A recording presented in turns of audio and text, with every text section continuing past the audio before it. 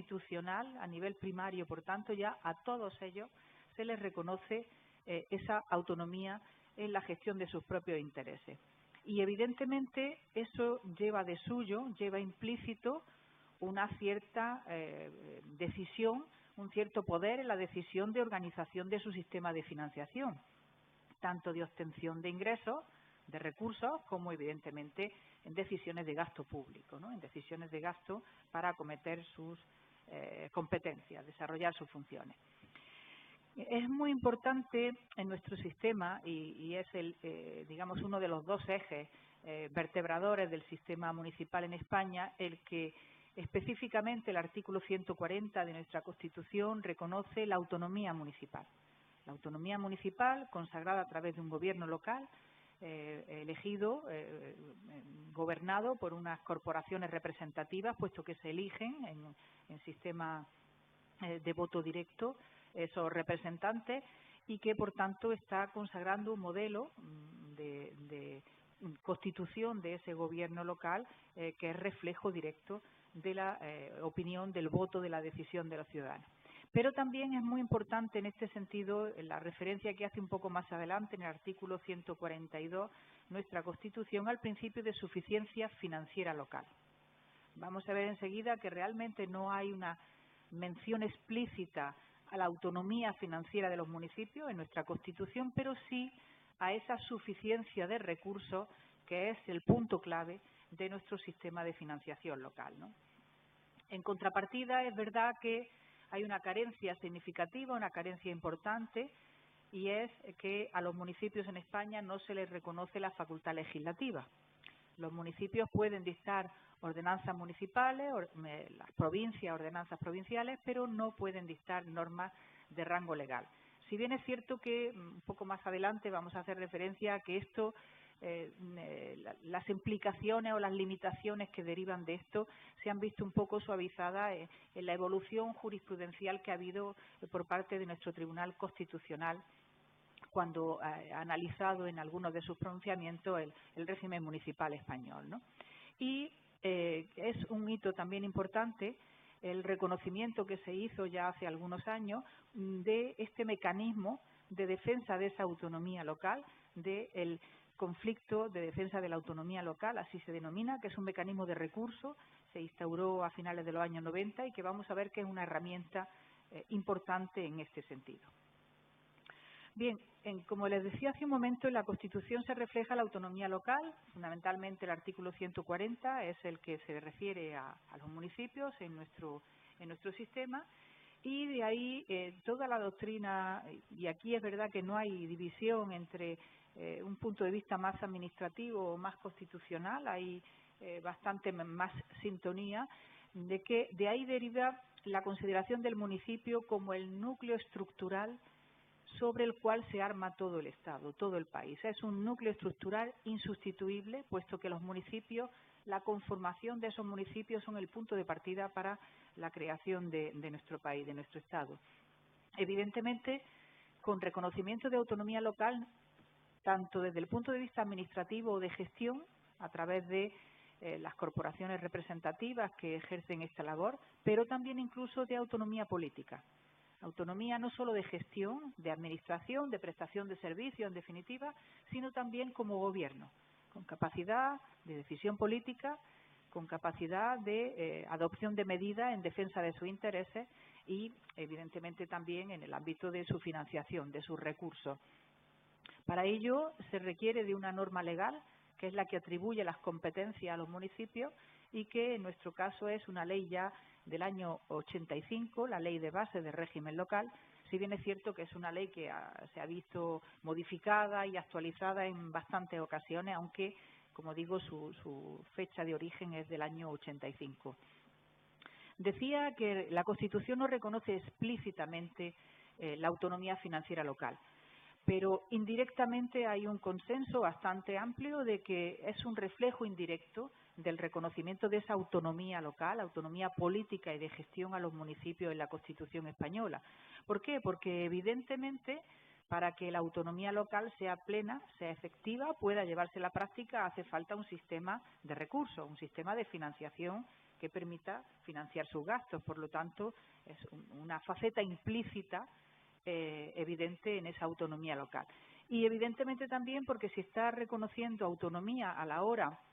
de gestionar sus propios intereses, el sistema de financiación de cualquier entidad pública, como pueda ser, lógicamente, el municipio, es parte fundamental de esos intereses. Y es importante también, como vamos a ver, porque reconoce que las fuentes de las cuales va a nutrirse, los recursos de los que va a disponer para financiarse, no todos van a venir por transferencias, por cesiones de recaudación, por coparticipaciones en ingresos, sino que también se le van a reconocer recursos propios, entre otros tributos propios, con algunas limitaciones, lo veremos, pero esa consagración constitucional es un baluarte también muy importante en este sentido. Y, por supuesto, mucho más todavía la autonomía en la decisión de gasto, puesto que ahí no se permite, esto desde siempre ha sido así, ningún tipo de autorizaciones, supervisiones o tutelas previas a la hora de la decisión, de la toma de decisiones de gasto por parte de los municipios, lo cual evidentemente también es un plano muy importante. ¿Cuáles son las competencias municipales que diseña en general esta Ley de Base de Régimen Local? Ahí se las cito para que se hagan un poco una idea general, pero el elemento clave común es eso, ¿no? Pueden promover todas aquellas actividades, prestar todos aquellos servicios, desarrollar todas aquellas actuaciones que contribuyen a satisfacer las necesidades y las aspiraciones de la comunidad vecinal. Y ese segundo término, aspiraciones, necesidades, algo más tangible, ¿no? Más pensamos en servicios públicos, en infraestructura, en obras, pero también las aspiraciones de la comunidad vecinal, yo lo vincularía con algo que decía el doctor Brugge, que es esa nueva faceta del impulso al desarrollo, como puede ser también esa faceta que se está impulsando también mucho de protección medioambiental a nivel municipal, de fomentar valores sociales como puede ser la igualdad, ¿no? La lucha contra la discriminación entre ámbitos sociales, es decir, que no hay que pensar solo en competencias exclusivamente, digamos, tangibles o inmediatas, sino también en otras ideas que trascienden un poco más allá, ¿no? Bueno, ahí pueden ojear un poco, no voy a detenerme en ello, no tiene más importancia. Sí, quizá me parece un poco más interesante la delimitación que hace esta Ley de Base de Régimen Local en cuanto a la fijación de unos servicios mínimos obligatorios. Hay unos comunes, todos los municipios de nuestro país tienen que prestarlos, son los que aparecen ahí en primer lugar: alumbrado público, cementerio, recogida de residuos, limpieza viaria, abastecimiento de agua potable domiciliario, alcantarillado, es decir, vemos los básicos, comunes con todos los países, y a esto se van añadiendo algunos más en función del tamaño del municipio. Aquellos municipios que tienen una población superior a 5.000 habitantes, además de esto, tienen que prestar servicios en torno a bibliotecas, a parques públicos, a tratamiento de residuos, ya no solo recolección, sino también tratamiento. Cuando ya el tamaño es mayor, más de 20.000 habitantes, se suman protección civil, evaluación e información de situaciones de necesidad social y de atención inmediata y prevención de situaciones de riesgo o exclusión social, de prevención y extinción de incendios, instalaciones deportivas de uso público. Incluso, en último lugar, aquellos que ya superan los 50.000 habitantes también han de sumar la prestación del servicio de transporte colectivo urbano, que evidentemente en cualquier municipio es fundamental, ¿no?, la comunicación viaria, y de medio ambiente urbano. Por tanto, vemos que,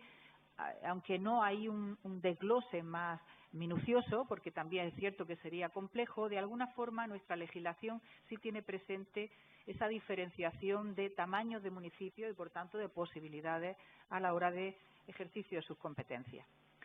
Les decía que un principio básico, vertebrador de todo el modelo, de todo el sistema de financiación local, es ese principio de suficiencia financiera local. La Constitución, en su artículo 142, dice que los gobiernos locales han de disponer de recursos suficientes para el desempeño de las competencias y funciones que tienen asumidas.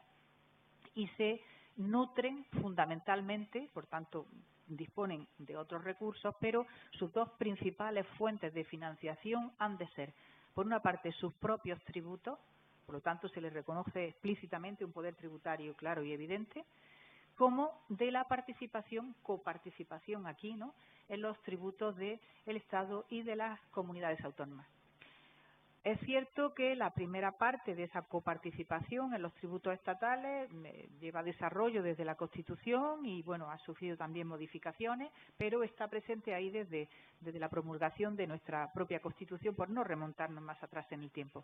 En cambio, la otra pata de coparticipación en los ingresos tributarios de las comunidades autónomas no ha tenido el desarrollo constitucional necesario. De hecho, hace escasamente menos de una década, en 2010, la Comunidad Autónoma de Andalucía, de la cual provengo, puesto que Granada se inserta en ella, fue la pionera en dictar una ley de participación en los tributos de la Comunidad Autónoma Andaluza, puesto que en las demás comunidades autónomas hasta ese momento no la había. Sí había previstos mecanismos concretos, puntuales, para nivelación de servicios, para coadyuvar a servicios básicos, esto lo había, pero una regulación completa de esa coparticipación en tributos de las comunidades autónomas, curiosamente, en todos estos años no se había desarrollado. Evidentemente, el principio de suficiencia es un principio relativo, porque va a depender del nivel de funciones, de competencias, de actuaciones de servicios que asumen los municipios. Mayor nivel de competencia y funciones necesitan mayor recaudación, menor niveles de servicios necesitan menor, pero también incluso del estándar mínimo de calidad de desarrollo en la prestación de esos servicios, porque cualquiera de los servicios, el servicio viario de transporte urbano, el servicio de recolección y tratamiento de residuos sólidos, pueden prestarse a muy diferentes niveles de desarrollo, de calidad, de amplitud y, por tanto, como es lógico, eso tiene una incidencia directa en si se considera alcanzada o no esa suficiencia de recursos. Pero aparte de esa primera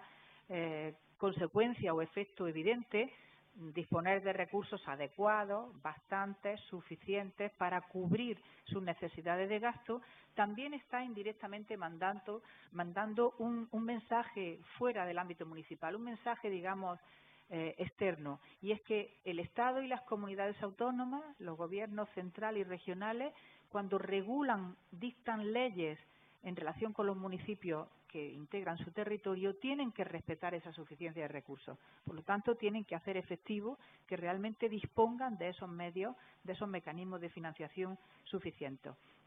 En nuestro caso sí se habla, a diferencia de lo que oía a tan doctor colega, sí se habla de que el poder tributario local en España es un poder tributario derivado, pero fundamentalmente por una razón, por la ausencia de facultad legislativa. Es verdad que el hecho de no poder dictar normas legales que hacen falta, que son necesarias a la hora de regular muchos de los aspectos, como aquí les señalo, de su sistema de financiación, resta, merma realmente cierta autonomía, ¿no? No tienen el mismo nivel del Estado central o de las comunidades autónomas, aunque veremos al final un poco la línea jurisprudencial constitucional ha fortalecido por otro mecanismo ese poder de decisión local. Este sería el cuadro general de recursos. De hecho, no hay estudios muy recientes. El último estudio, ya hace algunos años, en esa distribución que también se mencionaba de cuántos recursos van a cada uno de los entes territoriales, se hablaba de que el Gobierno central, el Gobierno nacional, recaudaba algo más del 60% de los recursos, en torno a un 61, 62%. Las comunidades autónomas estaban en torno al 25%, y las entidades locales aproximadamente en un 12%. Y se planteaba un nivel más ambicioso, incluso alcanzar el 15% de recaudación. No se ha logrado de momento, pero al menos está ese elemento de reflexión, ¿no?, en el debate público de la necesidad. Tributos propios tienen impuestos propios, tienen tasas, igual que aquí, contribuciones por mejora, pueden endeudarse, disponen de otro tipo de ingresos privados, tipo herencia, legado, donación, etcétera. Evidentemente, de la imposición de multas por el ejercicio de su potestad sancionadora y otros posibles ingresos de derecho público, como han sido últimamente, por ejemplo, los precios públicos y, mucho más recientemente, las prestaciones patrimoniales públicas no tributarias, como mecanismo de financiación específicamente para aquellos servicios que se prestan mediante formas de gestión a través de entes privados, sea por una concesión a una empresa, sea por una sociedad pública, sociedad municipal, por una entidad pública empresarial municipal, es decir, que realmente se están buscando alternativas ante la necesidad, la carencia de recursos. Y luego, evidentemente, pues reciben también participaciones, cesiones, transferencias, subvenciones de otras entidades para completar su financiación, ¿no? En cuanto a los elementos regulatorios de ese sistema de financiación, evidentemente los dos pilares fundamentales, como le decía, son sus propios tributos y la participación en los tributos estatales y de las comunidades autónomas. El diseño básico de ese sistema de financiación tiene que venir a través de una ley estatal, en este caso es la Ley de Haciendas Locales, tenemos actualmente un texto refundido del año 2004 y evidentemente en esa regulación de sus propios tributos sí se nota mucho la carencia de la facultad legislativa, el no poder dictar normas legales. Todos ustedes saben que el principio de legalidad tributaria es esencial en cualquier modelo, en cualquier país a la hora de la regulación de sus tributos. Por tanto, evidentemente las corporaciones locales, como no pueden dictar normas legales, tienen reducida su facultad regulatoria sobre sus propios tributos. Hay una serie de tributos propios que son obligatorios, los tienen que exigir en todo caso, pero hay otros muchos que son tributos potestativos, es decir, que el propio gobierno local, el pleno de la corporación local, es el que toma la decisión si los quiere aplicar o no, si los quiere establecer o no, si quiere exigir su pago o no. Entre ellos entran todas las tasas, todas las contribuciones por mejoras, todas son potestativos, por lo tanto tienen que tomar el acuerdo de imposición y algunos impuestos de los locales también lo son. Luego, lógicamente, dentro de su regulación tienen facultades para establecer, limitar, escoger, etcétera, algunos de sus elementos regulatorios. Por ejemplo, las alícuotas que hablaba el doctor Brugge, ¿no? Es uno de los elementos básicos donde normalmente tienen bastante capacidad de decisión a la hora de fijar el porcentaje concreto de tipo impositivo que van a aplicar. Y, por supuesto, el desarrollo reglamentario de otros aspectos menos sustanciales que, lógicamente, pueden hacerlo sin ninguna limitación. El otro principal mecanismo de financiación, participación en tributos estatales y autonómicos, ahí evidentemente depende de la regulación que se haga a nivel de Estado, de nación o a nivel de comunidades autónomas. En la regulación de sus gastos a través del presupuesto local también hay unos aspectos destacables y el primero es que aquí la autonomía es, si cabe, todavía más plena que en la obtención de recursos, en la obtención de ingresos, porque tienen plena disponibilidad a la hora de decidir, a la hora de tomar la decisión de gasto para cubrir aquellos servicios o actuaciones que consideran precisamente que responden a esas necesidades y aspiraciones vecinales. Son pocos los ingresos que reciben, tienen una cuantía importante, pero son pocos los ingresos que reciben que están condicionados, que están afectados, como son contribuciones por mejora para financiar la obra que justifica su exigencia, determinadas transferencias de nivelación de servicios básicos esenciales y subvenciones para desarrollar actuaciones concretas. El resto tienen una libre capacidad de decisión para ver en dónde emplean, a qué destinan los recursos que obtengan de esos otros mecanismos de financiación. Todos sus ingresos deben recogerse en el presupuesto local, en el presupuesto municipal. Se incluyó recientemente un principio que fue bastante cuestionado en su momento, que es el principio del automatismo en el servicio de la deuda pública. Esto viene un poco por reflejo de exigencias europeas y es que se considera que los importes necesarios para el servicio de la deuda, tanto amortización de capitales recibidos en préstamo como intereses correspondientes, se consideran en cualquier caso incluidos en el presupuesto, se hayan reflejado o no las partidas correspondientes. Y es a lo primero que hay que pagar, a lo primero que hay que atender para bajar el nivel de endeudamiento público que, como saben, en nuestro país fue bastante elevado hasta muy recientemente y todavía incluso estamos en algunos niveles, digamos, un poco preocupantes o un poco elevados en este sentido, ¿no? Y también tenemos reflejo de exigencia europea una serie de limitaciones en cuanto al volumen global de deuda pública que puede contraer nuestro país. El conjunto es el 60% del Producto Interior Bruto y repartido 44% del PIB para el Estado, 13% para comunidades autónomas y 3% para entidades locales. Si bien es cierto que ahora no estamos en el 60%, estamos próximos al 100% y, por tanto, todavía hay que tomar algunas medidas de ajuste para reducirlo. Y en cuanto a lo que es un principio también habitual y básico, que es el del equilibrio presupuestario, aquí sí es verdad que hay una diferencia sustancial entre el régimen estatal y autonómico y el régimen municipal en nuestro país. ¿Por qué? Porque a nosotros, a los municipios, ¿no?, un poco me identifico con ellos, a los municipios no se les permite ningún déficit, ningún endeudamiento. Tiene que ser cero, tienen que estar en pleno equilibrio presupuestario, ingresos y gastos. No solo en la aprobación, en el momento inicial de aprobación del presupuesto, sino incluso durante el año de ejecución del mismo. Distinta de la posición estatal y de comunidades autónomas, que sí se les permite un cierto nivel de endeudamiento siempre que presenten mecanismos, planes de saneamiento que le permitan enjugar ese endeudamiento o ese cierto déficit. Por tanto, aquí sí es cierto que es un golpe, podríamos decirlo así, a la autonomía financiera local por vía de gastos, ¿no?, por vía de presupuesto. La principal limitación, como les decía, es la ausencia de facultad legislativa. Evidentemente, esto tiene reflejo en distintos ámbitos. Por una parte, sobre todo en el nivel de regulación de sus propios tributos, no voy a insistir más en ello. Por otra parte, también en algunos ámbitos, como es, por ejemplo, el endeudamiento local, que exige de una norma legal para que se autorice esa posibilidad de endeudamiento. Si bien es cierto que en nuestro caso lo que se establecen son más bien limitaciones cuantitativas en proporción a los ingresos, sobre todo ingresos corrientes de ejercicios anteriores, y no tanto niveles de autorización previa a la hora de recurrir a ese endeudamiento. Es más bien por velar por esa situación de equilibrio financiero, ¿no? Y a la hora de establecer esos mecanismos de obtención de recursos, lógicamente hay una serie de organismos, una serie de comisiones que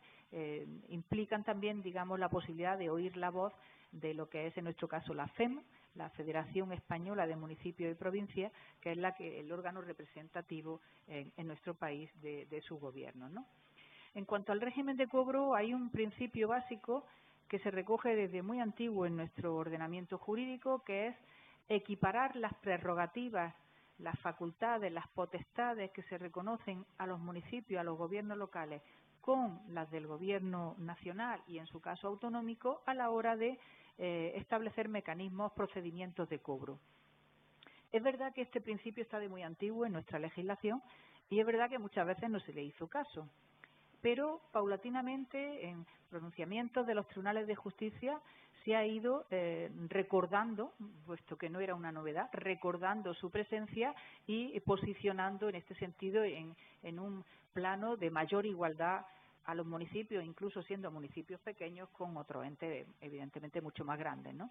¿Eso qué implica? Presunción de legalidad de sus actos administrativos. Todas aquellas actuaciones que tomen siguiendo el procedimiento establecido correspondiente y de forma correcta gozan de la misma presunción de legalidad que si viene de una decisión del Gobierno central, del Gobierno nacional. Y esto muchas veces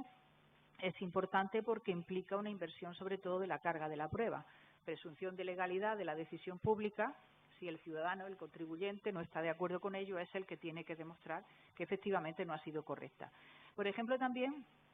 hay una regulación muy amplia de potestades, de mecanismos de verificación, de control, de inspección, de comprobación, en general, de facultades y potestades que permiten en su ejercicio, en su desarrollo, velar porque se cumpla, se dé un cumplimiento correcto,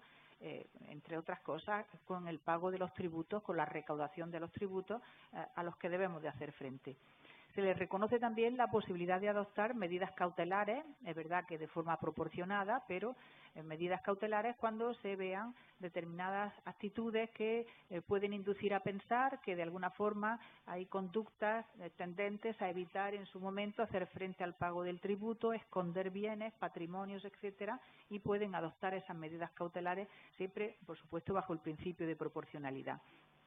Nosotros gozamos, igual que aquí también, de una vía ejecutiva, de una vía recaudatoria forzosa a través de un procedimiento administrativo, como es el procedimiento de apremio, ante la falta de pago dentro de los plazos establecidos en la normativa de los tributos. Por lo tanto, es un mecanismo coercitivo muy importante al que también se aplica en los municipios. Esto a todos los niveles territoriales se puede desarrollar este procedimiento. Y también hay otros dos aspectos relevantes que, sobre todo en materia tributaria, tienen bastante importancia, como es, por una parte, lo que conocemos como regla Solvet Repete, quiere decir, si yo no estoy de acuerdo con una liquidación tributaria, con una deuda tributaria que me están exigiendo y la voy a recurrir, eso no paraliza el procedimiento recaudatorio.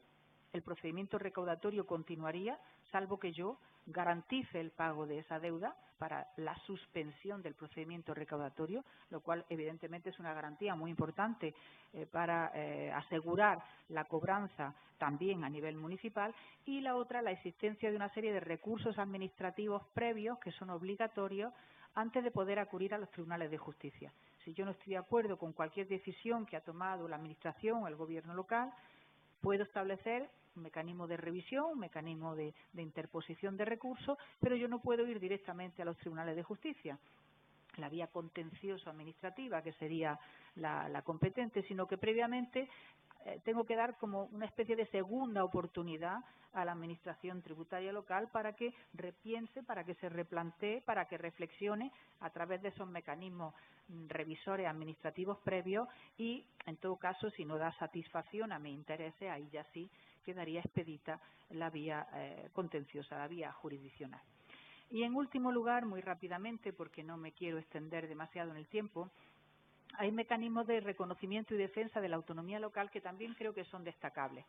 Por una parte, por la vía de facto, la línea jurisprudencial que ha llevado a cabo nuestro Tribunal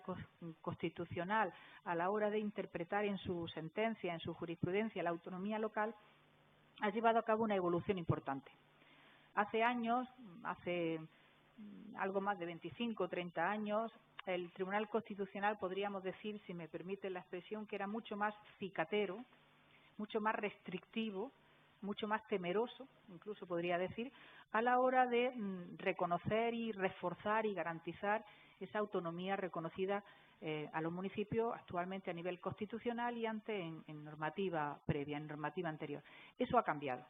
El Tribunal Constitucional ha ido evolucionando en esa línea y ha avanzado aún más en el reconocimiento, tanto para reforzar la autonomía a la hora de la recaudación, de la obtención de ingresos, fundamentalmente a nivel tributario, pero no exclusivamente, también a la hora de exigir, por ejemplo, transferencias, participaciones, coparticipaciones aquí, ¿no?, que han de recibir, y también, por supuesto, manteniéndola y reforzándola en el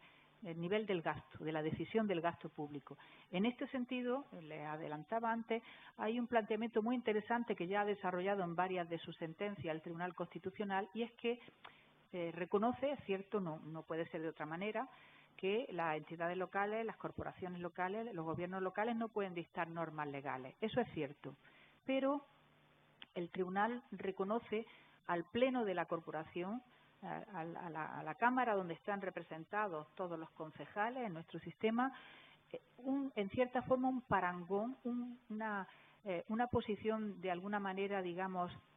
equilibrada o referente con lo que podría ser un poder legislativo nacional o un poder legislativo, una asamblea de comunidad autónoma. No pueden dictar normas legales, pero ese carácter democrático, representativo, por elección directa a través de las votaciones cada 4 años, de los representantes públicos, de los concejales que integran el pleno de la corporación local, el pleno del ayuntamiento, el pleno del municipio, refuerza, dice el Tribunal Constitucional, las normas que salen de ese pleno, en este caso son la ordenanza correspondiente, y por tanto, insisto, aunque no tienen rango legal, no entiende el tribunal que sean igual que cualquier otro reglamento. Tienen un reforzamiento democrático que evidentemente es un posicionamiento mucho más avanzado por parte de nuestro tribunal. Por supuesto, siempre ha mantenido que no pueden establecerse autorizaciones ni controles generales previos en la toma de decisión de gastos.